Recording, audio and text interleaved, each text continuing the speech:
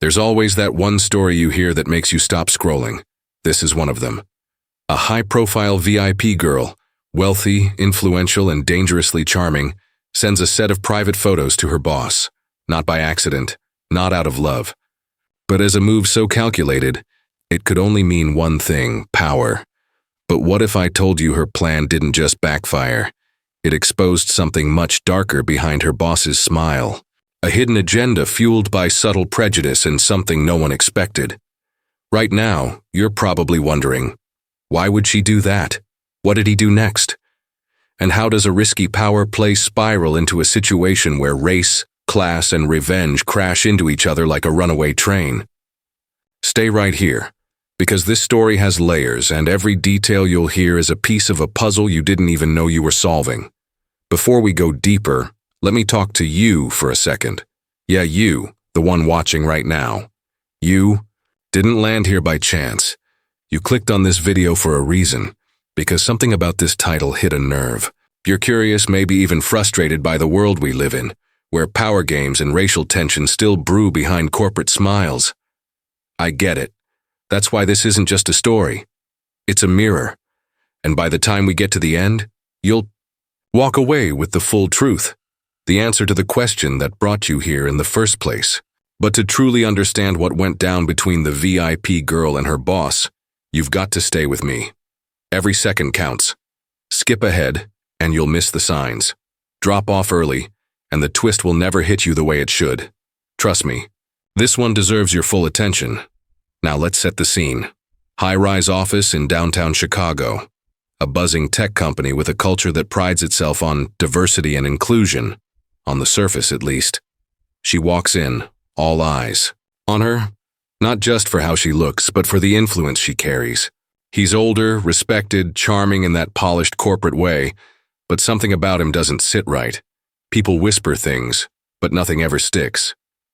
When those private photos hit his phone, he sees opportunity, control, but what neither of them realizes is that they're not playing the same game, and the rules are about to change.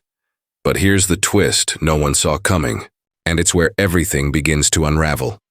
Because just when he thinks he's in control, she makes a move that no one expected, and suddenly the real question isn't what she did, but why she did it.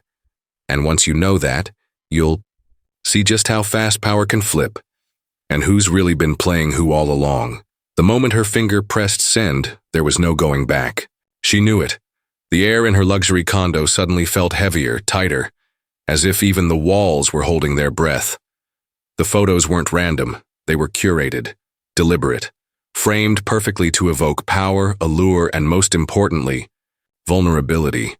Not the kind that screams for help, but the kind that dares the observer to underestimate her. And that's exactly what she wanted. Because her boss, polished, respected, worshipped even, had a blind spot. He mistook charm for control, beauty for submission, and confidence for naivety. What she was about to expose wasn't just a man's obsession or a secret flirtation. It was a systemic rot hidden under layers of corporate culture, press releases, and empty diversity slogans. The question wasn't whether he'd take the bait. The real question was, how far would he go once he thought he had her in his grip? She had been working at the firm for nearly a year, but this wasn't just another job. She had turned down offers from 3 Fortune 500 companies to accept this position, and not because it offered better pay or a bigger title. She came with a purpose. On the surface, she was hired as a PR strategist, someone who understood image, branding, and public trust. But under the surface, she was collecting, observing, taking mental notes of boardroom microaggressions dressed as jokes, of promotions that somehow always overlooked the most qualified people of color, of whispers during networking events that echoed louder than any HR policy ever could. And then there was him, her boss, with his impeccable suits, book recommendations, and hollow speeches about creating space for all voices. At first, he treated her like a trophy, something shiny to display, a signal to the world that the company was progressive.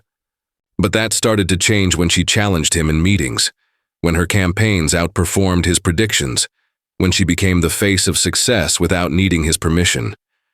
His attitude turned from praise to patronizing, from mentorship to manipulation. He started asking her to stay after meetings for one-on-one feedback, subtly undermining her in group emails, and offering advice laced with condescension. And then came the invitations, after-hours drinks, networking dinners with no guests, innocent at first glance but lined with something else, something darker. She declined every time, politely but firmly, until she realized it wasn't enough. Because declining didn't stop him, it just made him more strategic.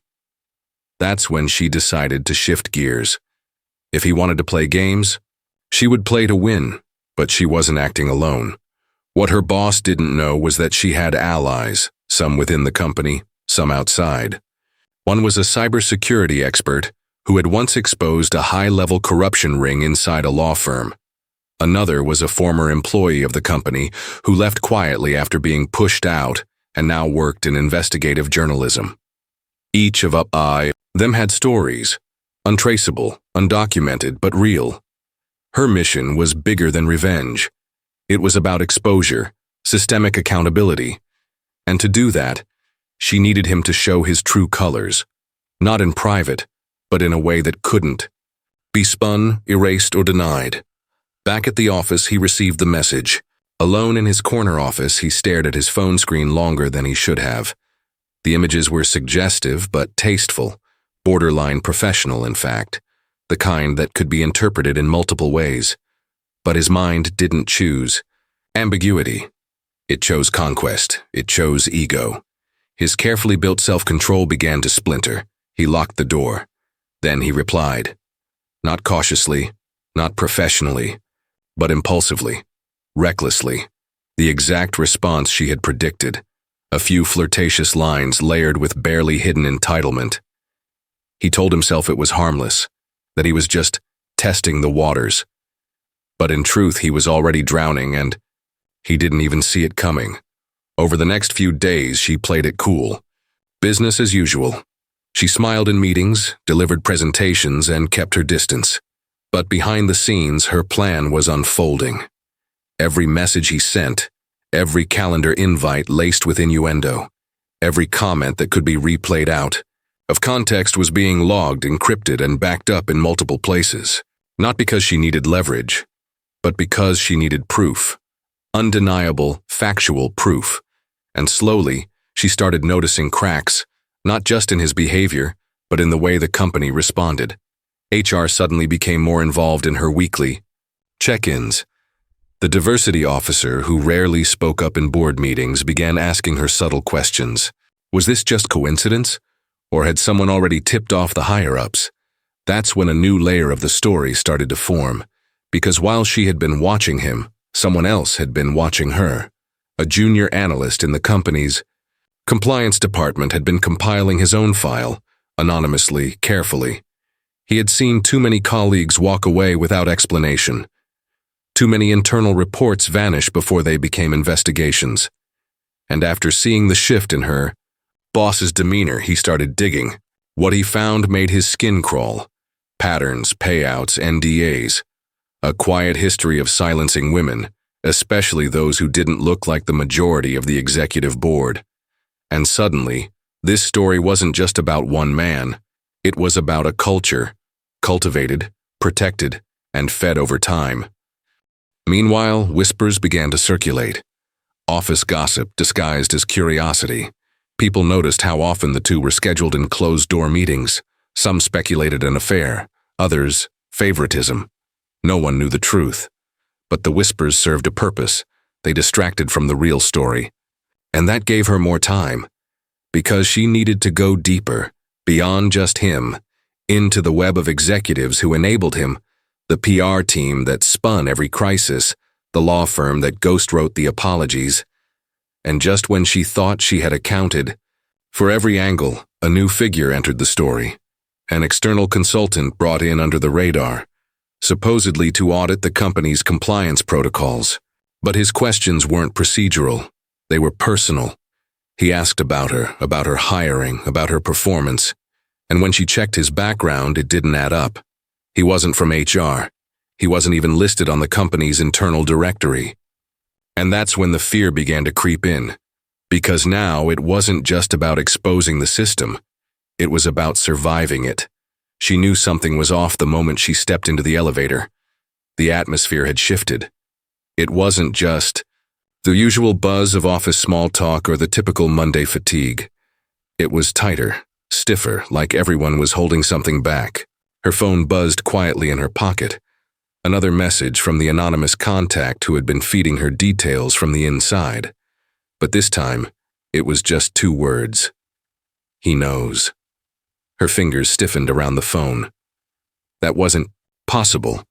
She had covered her tracks, VPNs, encrypted apps, burner files, anonymized access points, unless someone had slipped, or someone else was playing a different game altogether. She stepped off the elevator with her heart thudding louder than her heels on the marble floor.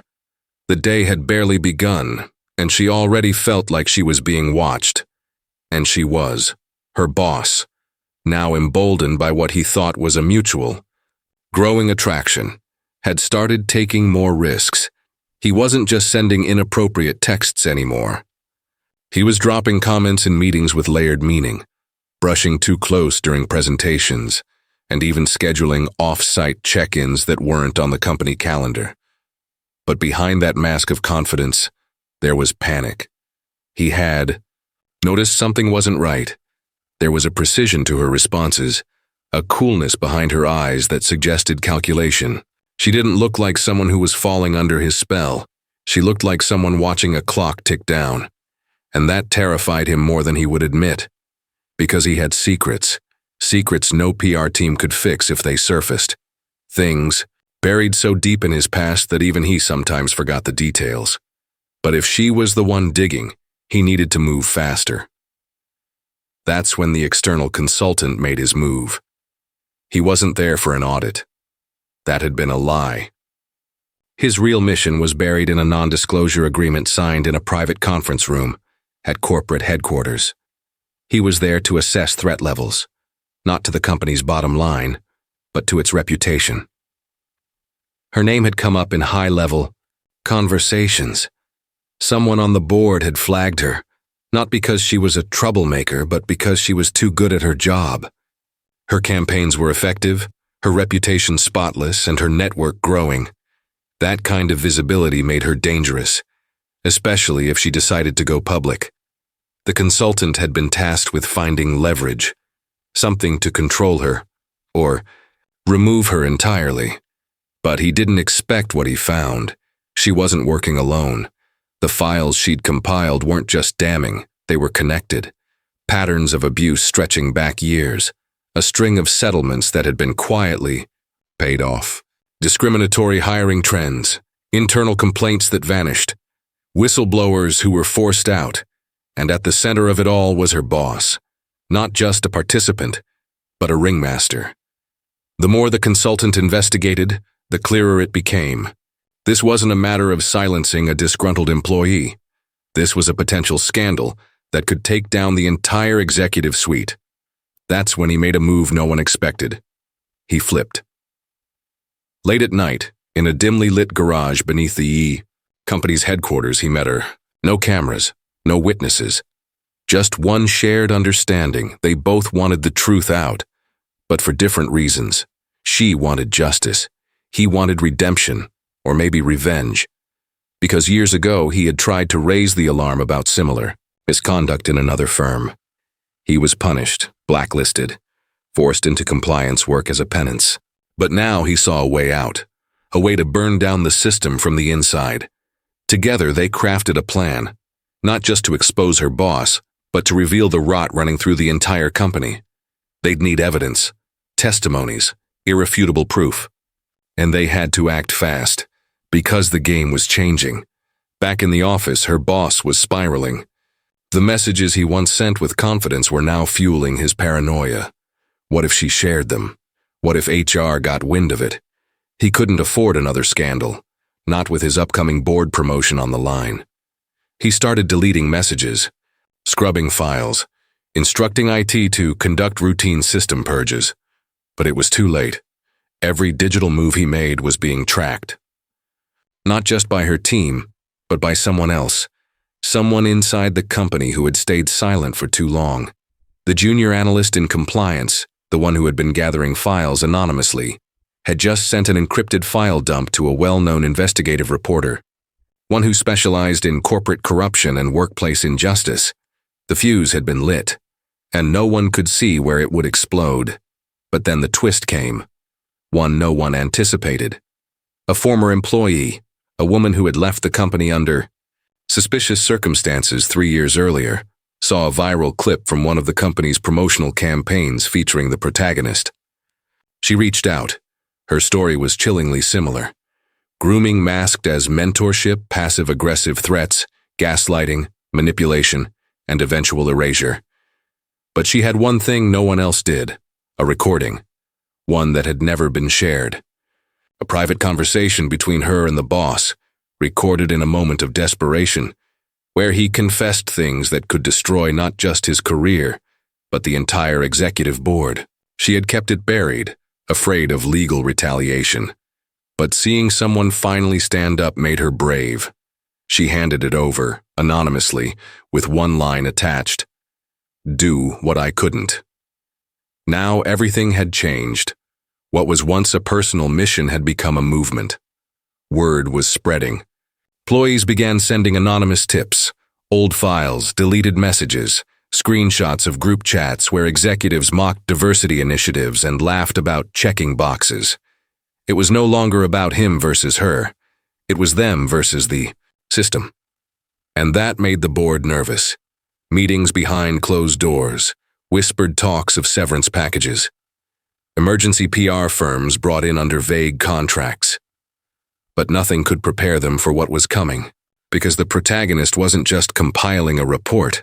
She was planning a live public release, a coordinated data drop, backed by multiple former employees, media outlets, and legal teams who agreed to protect whistleblowers. The date was set, and the clock was ticking, but with the stakes so high, danger followed closely. Her laptop was hacked, her car tires were slashed.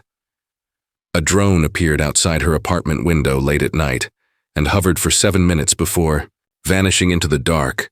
Messages turned threatening. Anonymous texts warned her to drop it before it's too late. But fear didn't shake her. It focused her. She knew they were scared, and that gave her strength. Still, she moved carefully, changed phones, used encrypted drives, shared everything with trusted allies in real time so no one person held all the pieces. But the threats weren't just digital anymore. One night on her way home, a black SUV trailed her for 15 blocks. When she stopped, it stopped. When she turned, it turned. Until she cut through a crowded gas station and disappeared behind a delivery truck. She didn't report it. She just logged it, like everything else. Because now the final phase had begun. And somewhere, watching it all unfold, her boss sat in a dark office staring at a single photo on his desk. It was taken years ago, at a company retreat, smiling faces, champagne flutes, power. Back then, he thought he was untouchable. Now, he realized that power had never really belonged to him. It was borrowed, and she was coming to collect. The tension inside the company had reached a fever pitch. Rumors spread like wildfire. Employees whispered in corners, avoiding the hallways, where the bosses once reigned without challenge. The public was on edge, following the leaked stories that had already gone viral. The hashtag Dr. Expose the Truth trended, and news outlets clamored for exclusive interviews with whistleblowers. In the eye of this storm stood the woman who had started it all, her once quiet determination now a rallying cry for justice and accountability. Every step she took was calculated, every move a chess piece placed on a board that stretched far beyond her office walls. The plan was clear: reveal everything during the company's quarterly shareholders meeting, a live stream with millions watching. The stakes could not have been higher. As the day arrived, she felt the weight of every expectation, every fear, and every hope. The evidence was overwhelming. Internal emails proving deliberate discrimination, recorded conversations exposing racist attitudes hidden behind corporate smiles and testimonies from employees who had been silenced for years. Her presentation was meticulous, weaving these threads into a narrative that was impossible to ignore or dismiss. As she spoke, she locked eyes with her boss, who sat pale and defeated at the front row, surrounded by executives who once held power like a shield but now looked like frightened children. The room was electric with disbelief, outrage, and a growing demand for change. Cameras caught every moment, streaming it live to an audience hungry for justice. But just when it seemed the story had reached its peak, an unexpected twist rocked the entire event. The man who had been the anonymous consultant, the one who flipped sides, stepped forward with a revelation that stunned everyone. He confessed that he had been a victim too, manipulated and coerced by the same corrupt system, his actions a desperate attempt to save himself.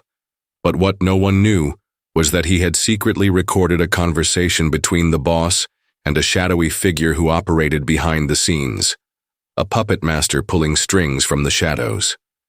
This figure was not just an executive, but someone far more powerful, someone whose influence reached beyond the company into political and financial spheres. The revelation sent shockwaves through the audience, turning the scandal into a national crisis. The boss's face drained of color as the room erupted in chaos. Security rushed in to contain the scene, but the damage was done.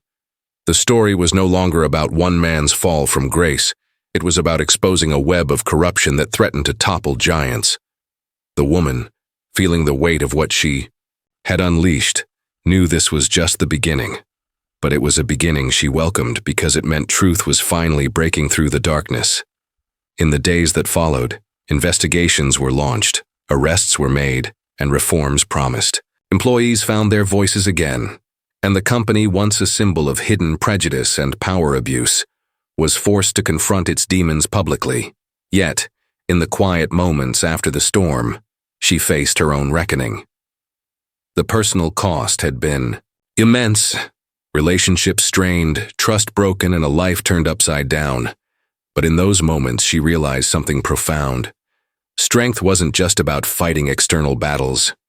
It was about reclaiming her own story, owning her pain, and choosing resilience over fear. The final twist came quietly, almost imperceptibly. A message on her phone from an unknown number reading only, "This isn't the end. Keep watching." It was a reminder that change is never easy, that battles are never truly over, and that the courage to stand up in the face of injustice is a journey, not a destination. As the camera fades out, you're left with more than just a story about corporate scandal or personal revenge. You're reminded that every fight for justice is a fight for humanity, that every voice silenced carries the weight of untold stories, and that inner strength can turn the darkest moments into a beacon of hope for others. So when you close this video, carry this truth with you, that your worth is never determined by those who seek to diminish it, but by the courage you show in standing tall. Thank you for watching, and don't forget to like, share, and subscribe for more stories of inner strength and resilience. Until next time, stay strong, stay brave, and never forget your worth.